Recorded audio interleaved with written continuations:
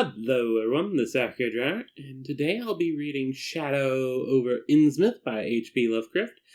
It's a bit of a longer story, so I do not know how many chapters will be, there's like 5 parts, will be in this recording specifically. I do plan eventually to go and edit everything together, but it could be 1 or 2 parts, maybe just 1, maybe 2. Also, you see me now half shorn. I've actually still got my hair long. I just had to go over to my sewing machine and grab some scrap fabric, and I've got a little piece kind of tied up. I don't know if you can see it, just in the back, so that doesn't completely look off. Anyway, I decided on Shadows over Innsmouth after the last story I read was Dagon. And, thematic throughput. Throughput is not the word I meant. Oh well. This is a bit of a long one, to say the least. Oh, and just to confirm once again, hplovecraft.com. The stories by H.P. Lovecraft are all in the public domain. I am just using this site specifically because the format in which it is provided is convenient for me to read and both show on screen at the same time. Convenient for everyone. Okay. The Shadow over Innsmouth by H.P. Lovecraft. Part 1. During the winter of 1927 to 28, officials of the federal government made a strange and secret investigation of certain conditions in the ancient Massachusetts seaport of Innsmouth. The public first learned of it in February, when a vast series of raids and arrests occurred, followed by the deliberate burning and dynamiting, under suitable precautions, of an enormous number of crumbling, worm-eaten, and supposedly empty houses along the abandoned waterfront. Unacquiring souls let this occurrence pass as one of the major clashes in a spasmodic war on liquor. Keener news followers, however, wondered at the prodigious number of arrests, the abnormally large force of men used in making them, and the secrecy surrounding the disposal of the prisoners. No trials or even definite charges were reported, nor were any of the captives seen thereafter in the regular gaols of the nation. There were vague statements about disease and concentration camps, and later about dispersal in various naval and military prisons, but nothing positive ever developed. Innsmouth itself was left almost depopulated, and is even now only beginning to show signs of a sluggishly revived existence. Complaints from many liberal organizations were met with long, confidential discussions, and representatives were taken on trips to certain camps and prisons. As a result, these societies became surprisingly passive and reticent. Newspapermen were harder to manage, but seemed largely to cooperate with the government in the end. Only one paper, tabloid always discounted because of its wild policy, mentioned the deep-diving submarine that discharged torpedoes downward in the marine abyss just beyond Devil Reef. That item, gathered by chance in a haunt of sailors, seemed indeed rather far-fetched, since the low, black reef lies a full mile and a half out from Innsmouth Harbor. People around the country and in the nearby towns muttered a great deal among themselves, but said very little to the outer world.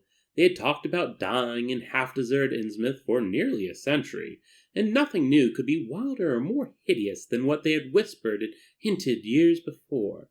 Many things had taught them secretiveness, and there was now no need to exert pressure on them. Besides, they really knew very little, for wide salt marshes, desolate and unpeopled, keep neighbors off from Innsmouth on the landward side.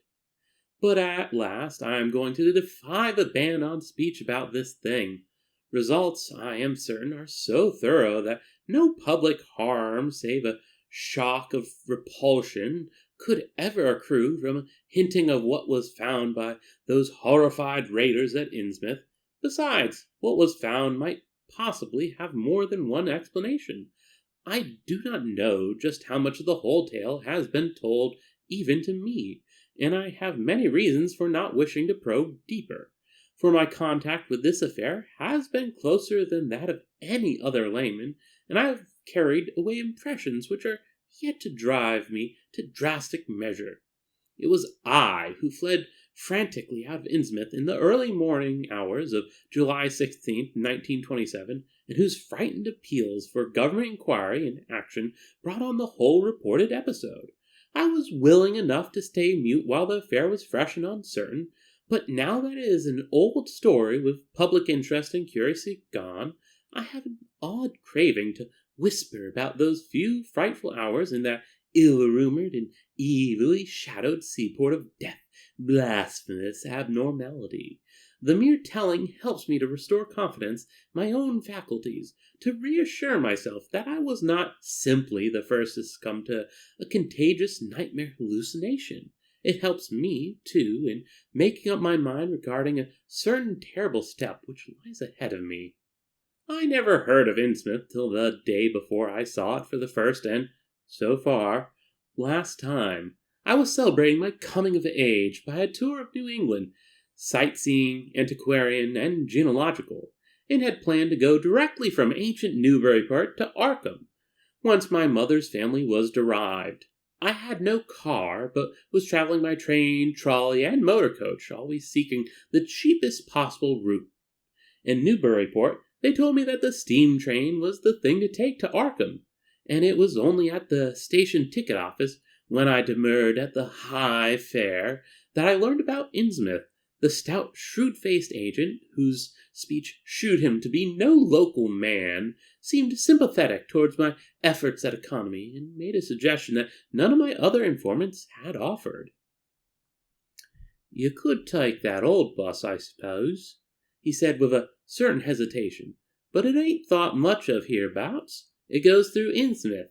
You may have heard about that, and so the people don't like it. Run by an Innsmouth fellow, Joe Sargent, but never gets any custom from here, or Arkham either, I guess. Wonder it keeps running at all. I suppose it's cheap enough, but I never see more than 2 or 3 people in it, nobody but those Innsmouth folk.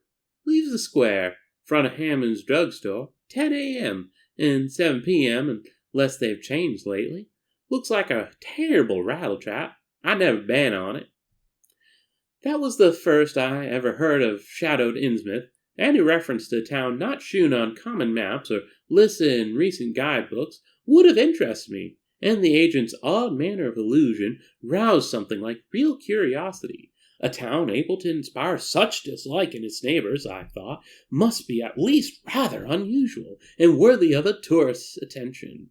If it came before Arkham, I would stalk off there. And so I asked the agent to tell me something about it. He was very deliberate and spoke with an air of feeling slightly superior to what he said. "Innsmouth? Well, it's a queer kind of town down at the mouth of the Munichs. It used to be almost a city, quite a port before the War of 1812, but all gone to pieces in the last 100 years or so. No railroad now, B&M never went through, and the branch line from Raleigh was given up years ago. More empty houses than there are people, I guess, and no business to speak of except fishing and lobstering. Everybody trades mostly here in Arkham or Ipswich. Once they had quite a few mills, but nothing left now except one gold refinery running on the leanest kind of part-time. That refinery, though, used to be a big thing. The old man Marsh, who owns it, must be richer than Croesus. Queer old duck, though, and sticks mighty close in his home. He used to have developed some skin disease or deformity late in his life that make him keep out of sight. Grandson of Captain Obed Marsh, who founded the business. His mother seems to have been some kind of foreigner. They say a South Sea Islander. So everybody raised Cain when he married an Ipswich girl 50 years ago. They always do that about Innsmouth people. Folk here and hereabouts always try to cover up any Innsmouth blood they have in them. But Marsh's children, grandchildren, look just like anyone else, so far as I can see. I've had 'em pointed out to me here, though, come to think of it, the elder children don't seem to be around lately. Never saw the old man. And why is everybody so down on Innsmouth? Well, young fellow, you mustn't take too much stock in what people around here say. They're hard to get started, but once they do get started, they never let up. They've been telling things about Innsmouth, whispering mostly, for the last 100 years, I guess, and I gather they're more scared than anything else.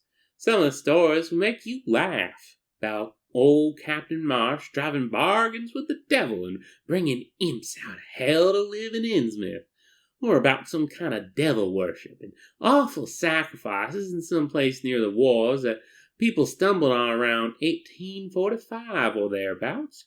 But I come from Pantin, Vermont, and that kind of story don't go down with me. You ought to hear, though, what some of the old-timers tell about the Black Reef off the coast. Devil Reef, they call it. It's well above water, a good part of the time, never much below it, but that you could hardly call it an island. The story is that there's a whole legion of devils seen sometimes on that reef, sprawled about or darting in and out of some kind of caves near the top. It's a rugged, uneven thing, good bit over a mile out. Towards the end of shipping days, sailors used to make big detours just to avoid it. That is, sailors that didn't hail from Innsmouth. One of the things they had against old Captain Marsh was that he was supposed to land on it sometimes at night when the tide was right. Maybe he did, for I dare say the rock formation was interesting. It's just barely possible he was looking for pirate loot and maybe finding it. But there was talk of his dealing with diamonds there. Fact is, I guess on the whole it was really a captain that gave a bad reputation to the reef.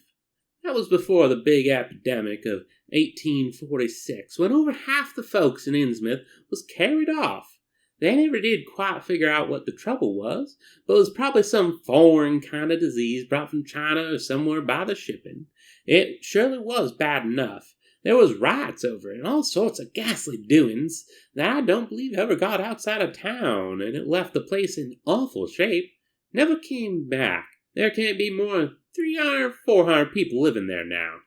But the real thing behind the ways folks feel is simply race prejudice. I don't say I'm blaming those that hold it. I hate those Innsmouth folk myself, and I wouldn't care to go to their town. I suppose you know, though I can see you're a Westerner by your talk, what a lot of New England ships used to have to do with queer ports in Africa, Asia, the South Seas, and everywhere else, and what queer kinds of people they sometimes brought back with them. You've probably heard about the Salem man that came home with a Chinese wife, and maybe you know there's still a bunch of Fiji Islanders somewhere around Cape Cod.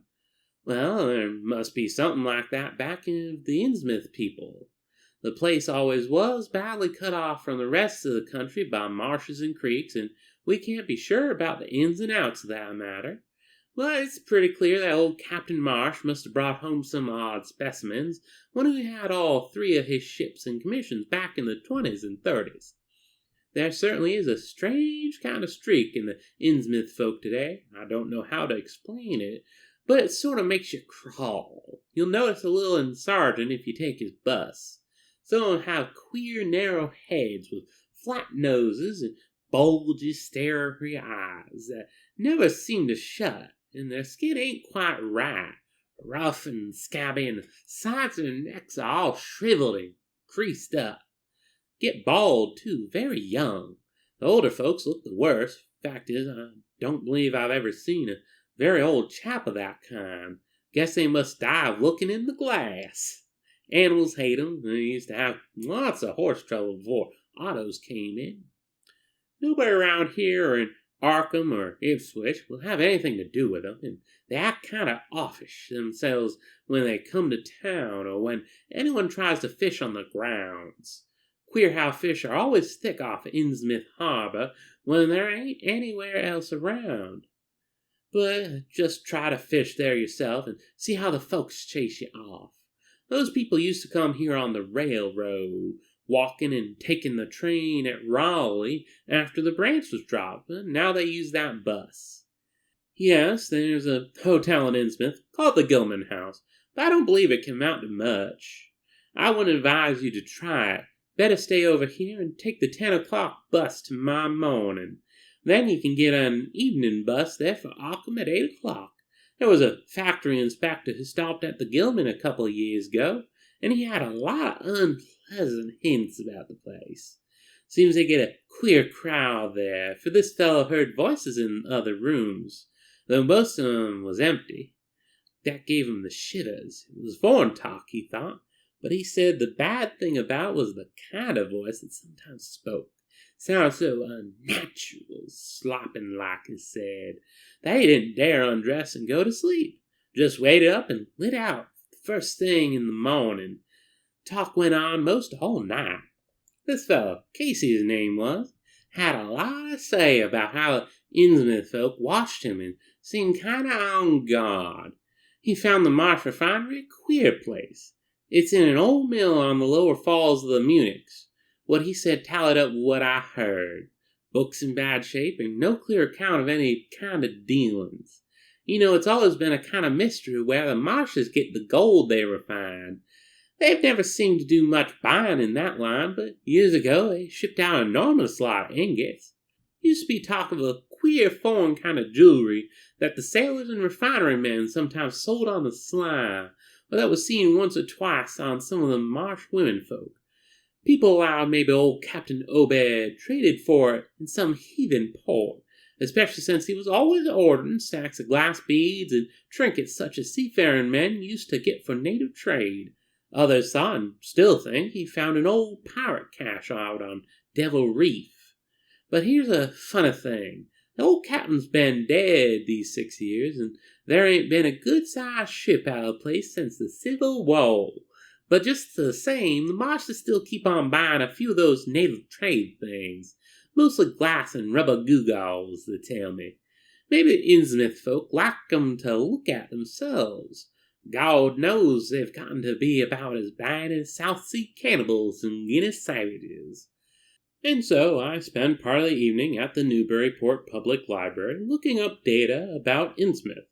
When I tried to question the natives in the shops, the lunchroom, the garages, and the fire station, I had found them even harder to get started than the ticket agent had predicted, and realized that I could not spare the time to overcome their first instinctive reticence. They had a kind of obscure suspiciousness, as if there was something amiss with anyone too much interested in Innsmouth. At the YMCA, where I was stopping, the clerk merely discouraged my going to such a dismal, decadent place, and the people at the library shewed much the same attitude. Clearly, in the eyes of the educated, Innsmouth was merely an exaggerated case of civic degeneration. The Essex County histories on the library shelves had very little to say, except that the town was founded in 1643, noted for shipbuilding before the Revolution, seat of great marine prosperity in the early 19th century, and later a minor factory center, using the Munichs as power. The epidemic and riots of 1846 were very sparsely treated, as if they formed a discredit to the county.